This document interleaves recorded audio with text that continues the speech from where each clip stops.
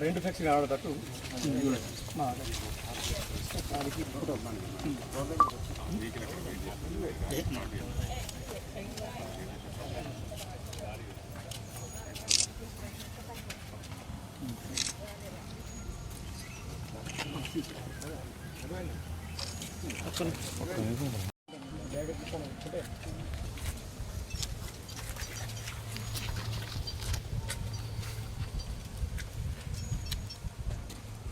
Okay sir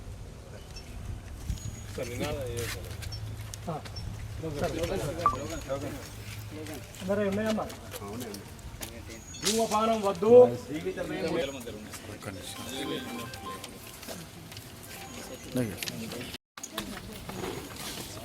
అందరికీ నమస్తే అండి. నేను డాక్టర్ ప్రమోద్, జిల్లా వైద్యాధికారిని.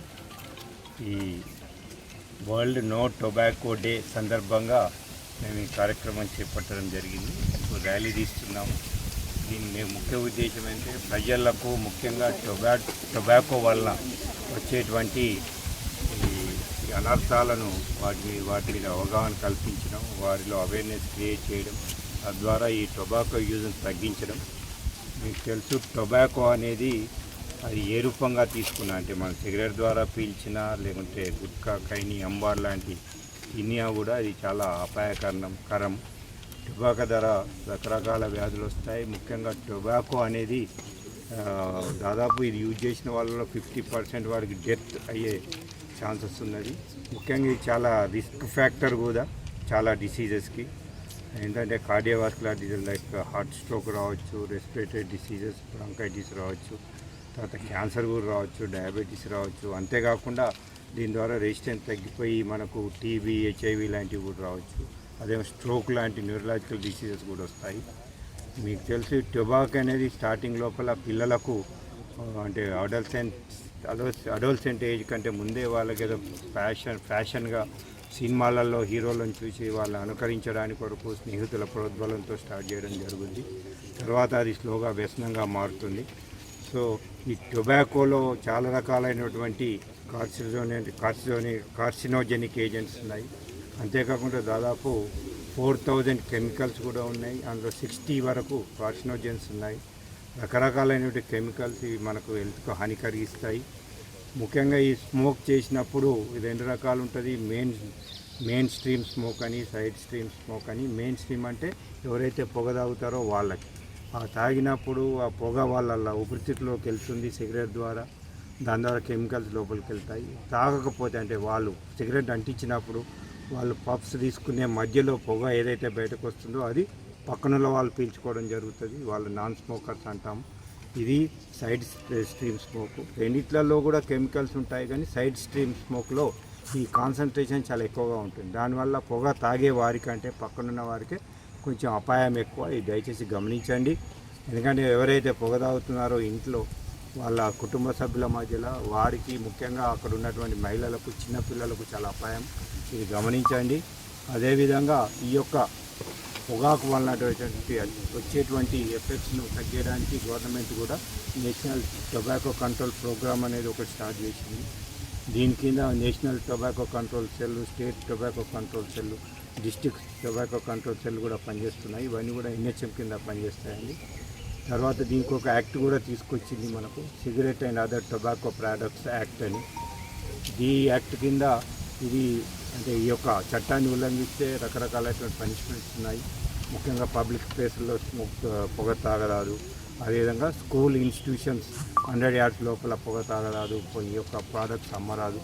అదేవిధంగా ఈ ప్రోడక్ట్స్ మీద ఎలాంటి అడ్వర్టైజ్మెంట్ కానీ అవి కానీ చేయరాదు. ఈ ప్రోడక్ట్స్ మీద క్లియర్గా దానివల్ల ఇచ్చేటువంటి సైడ్ ఎఫెక్ట్స్ ముఖ్యంగా హెల్త్ హజార్డ్ ఏదైతే ఉందో అది క్లియర్గా ప్రింట్ చేయించాలంటే స్మోకింగ్ ఇది ఇంజూరియస్ టు హెల్త్ అని మీరు అందరూ చూసుకుంటారు. అదేవిధంగా దానిలో ఉన్నటువంటి నికోటిన్ కానీ, టార్ కానీ పర్సంటేజ్ ఎంత ఉందో క్లియర్గా ప్రింట్ చేయాలి. ఇవేవి ఉల్లంఘించినా కూడా దానికి చట్టాలు ఉన్నాయండి, పనిష్మెంట్ ఉంది. దానికి సంబంధించిన డిస్ట్రిక్ట్ లెవెల్లో కూడా ఒక కమిటీ ఉంది, పోలీసు మా మెడికల్ వారి ఆధ్వర్యంలో. కనుక అవి కూడా ఇంప్లిమెంట్ చేయడం జరుగుద్ది. ఈ ప్రతి సంవత్సరం మనం జరుపుకుంటున్నాం 1988 నుంచి. ఒక పబ్లిక్ ప్లేస్లలో కొంచెం స్మోకింగ్ తగ్గింది, కానీ ప్రతి సంవత్సరం స్మోక్ చేసే వాళ్ళు పెరుగుతూనే ఉన్నారు. ఇది గమనించండి. ముఖ్యంగా యూత్ ఇది ఒక ప్యాషన్గా తీసుకొని దాన్ని స్మోక్ చేయడం జరుగుతుంది. ఇది మంచిది కాదండి, దయచేసి గమనించండి. మన ఆరోగ్యానికి కానీ మన ఫ్యామిలీకి కానీ మంచిది కాదు. ఒకసారి క్యాన్సర్ బారిన పడితే చాలా అవస్థలు అవుతాయి, ఎకనామికల్గా మనం చాలా నష్టపోతాము. గమనించండి. ముఖ్యంగా ఈ యొక్క ఏదైతే మనది నేషనల్ టొబాకో కంట్రోల్ ప్రోగ్రామ్ కింద ముఖ్యంగా అవేర్నెస్ కల్పించడమే దీని యొక్క ముఖ్య ఉద్దేశం. అందరికీ కూడా మా హెల్త్ స్టాఫ్ కావచ్చు, సోషల్ వర్కర్స్ కావచ్చు, ఎన్జిఓస్ కావచ్చు, పబ్లిక్ కావచ్చు, ట్రైనింగ్ కావాలి, అవగాహన కల్పించాలి. తర్వాత యొక్క ప్రోడక్ట్స్ ఏవైతే టొబాకో ఉన్నాయో వాటిని ఉత్పత్తిని తగ్గించడం, వినియోగాన్ని తగ్గించడం కూడా దీని మెయిన్ ఉద్దేశం. అదేవిధంగా యాక్ట్ ఏదైతే ఉందో అది క్లియర్గా ఇంప్లిమెంట్ చేయడం మనందరి బాధ్యత. ఇది గమనించండి. ఈ ఇయర్ థీమ్ ఏంటంటే unmasking the appeal and tactics of the tobacco industries. అంటే వాళ్ళు టొబాకో ఇండస్ట్రీస్ ఏంటంటే దీన్ని అందంగా దాన్ని అడ్వర్టైజ్మెంట్ చేసుకుంటున్నారు. వాటిని ఎక్స్పోజ్ చేయాలి, అది మన బాధ్యత. ఇది ప్రజలకు తీసుకెళ్ళాలి, దాని ద్వారా మన యొక్క టొబాకో యూజ్ని తగ్గియాలి.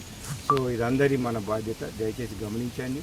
ఇది తెలిసిన వాళ్ళు కూడా మీరు పాటించండి, మీరు తెలిసిన వాళ్ళకి చెప్పండి. ఇంట్లో వాళ్ళకు కూడా దీనికి అవాయిడ్ చేయడానికి కూడా ట్రై చేయండి. దీన్ని అంటే అలవాటు పడ్డవారు కూడా దీన్ని అలవాటు మానుకోవడానికి రకరకాల పద్ధతులు ఉన్నాయి. వాటిని కూడా మేము మా దగ్గరకు వస్తే అడ్వైజ్ చేయడం జరుగుతుంది. గమనించండి. ఈ యొక్క టొబాకో యూసేజ్ తగ్గించండి, ఇది అందరికీ మంచిది. Thank you.